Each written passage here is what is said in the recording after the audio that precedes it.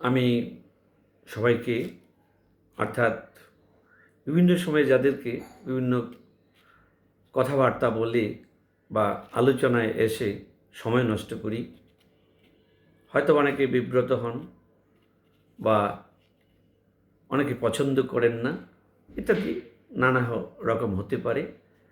আবার দু একজন আমার আলাপচারিতায় আনন্দটা ঠিক খুঁজে নেন এবং হয়তো বা দু একজন এতে আনন্দ পানও বটে। আমি মনে করি যে যাদের আমার এই আলাপচারিতার মধ্য থেকে বিভিন্ন রকম টেক্সট বা কন্টেন্ট নিয়ে আমি যখন কথা বলি, সেগুলি যেহেতু নিজের জীবন, বাস্তবতা বা প্রকৃতি এর সাথে সংশ্লিষ্ট রেখেই যেহেতু কথা বলবার চেষ্টা করি, আশা করি অনেকে প্রীত হতেও পারেন এবং যারা এতে বিন্দু পরিমাণ আপ্লুত হন, আনন্দ পান, তাদের প্রতি আমার অসংখ্য কৃতজ্ঞতা আর অভিনন্দন। তো আজকেও এমন একটি প্রসঙ্গ নিয়ে আমি আপনাদের কাছে নিশ্চয়ই এসেছি। সেটিও আমি মনে করব যে আমাদের এই যে জীবন, এই জীবনের সাথে সামঞ্জস্যপূর্ণ। আমরা যারা বিশেষ করে সংসারী মানুষ, জীবন জীবিকার জন্যে যারা আমাদের হন্যে হয়ে আজ নাভিশ্বাস অবস্থা, তাদের জন্যে বিশেষ করে, কারণ যারা মাঝে মাঝে আমরা চিন্তা করতে চাই যে জীবন যুদ্ধের এই যে বিষয়,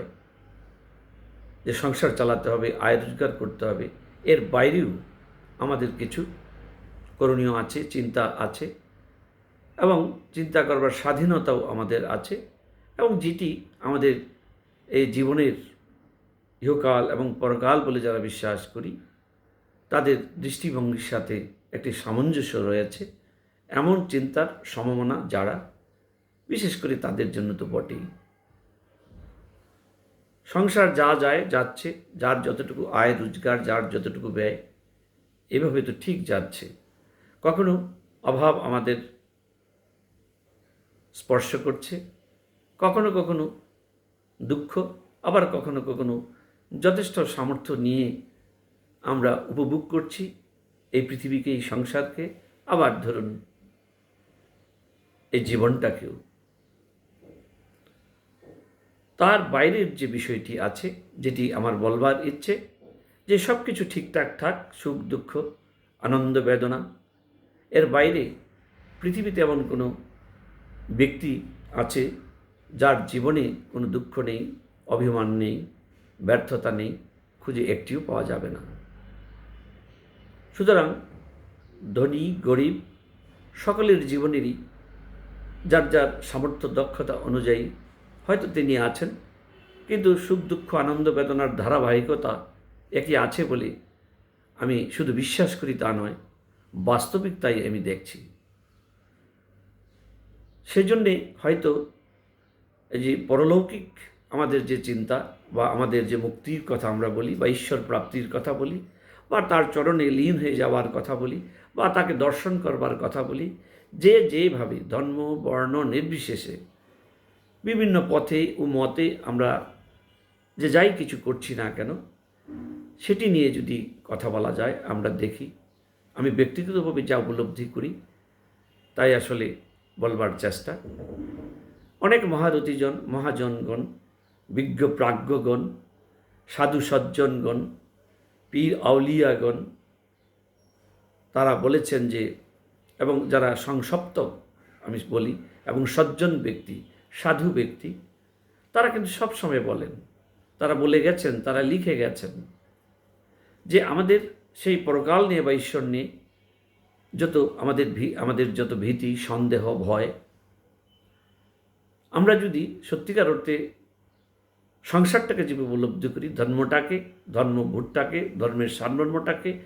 ঈশ্বরকে যদি সেভাবে আমরা করতে পারতাম, তাহলে সব্যসাচী অর্থাৎ দুই হাতে যুদ্ধ করে যে যুদ্ধক্ষেত্রে বিজয়ে অর্জন করে, সেই সব্যসাচীর মতো আমাদের এই সন্দেহ, ভয়, এগুলি চিরতরে ক্ষয় হয়ে যেত। কিন্তু সেখানে আমরা যেহেতু পারি না,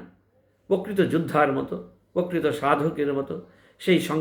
সংসপ্তকের মতো যেহেতু পারি না, সেজন্যই আমাদের জীবনের এই ভীতি সন্দেহ কাটছে না। যদি আমাদের শ্রদ্ধা, আমাদের বিশ্বাস থাকতো, তাহলে এই যে মহামূল্যবান রত্ন, যেটিকে আমরা বলি প্রকৃত জ্ঞান, পরম জ্ঞান বা ঈশ্বর, আল্লাহ, খুদা, যেভাবেই আমরা গড যেভাবেই বলি না কেন, সেই মহামূল্যবান রত্ন আমাদের ভক্তি, বিশ্বাস এবং সাধনার শক্তি দিয়ে আমরা অবশ্যই পেয়ে যেতে পারতাম। এবং এটি যখন আমরা পারব, শুধু আমি কেন, সমস্ত বয়সী যুবা, ষোড়শী এবং যিনি অন্ধ এবং যিনি পঙ্গু, চলতে পারেন না, যিনি ভীতু এবং যিনি বীর, যিনি সধবা, যার স্বামী আছে, যিনি বিধবা, যিনি কুমারী, যিনি বিদ্বান, যিনি বিদুষী, যিনি বিদুষী, সেই মহামূল্যবান রত্ন বা স্রষ্টার কৃপায় সে অবশ্যই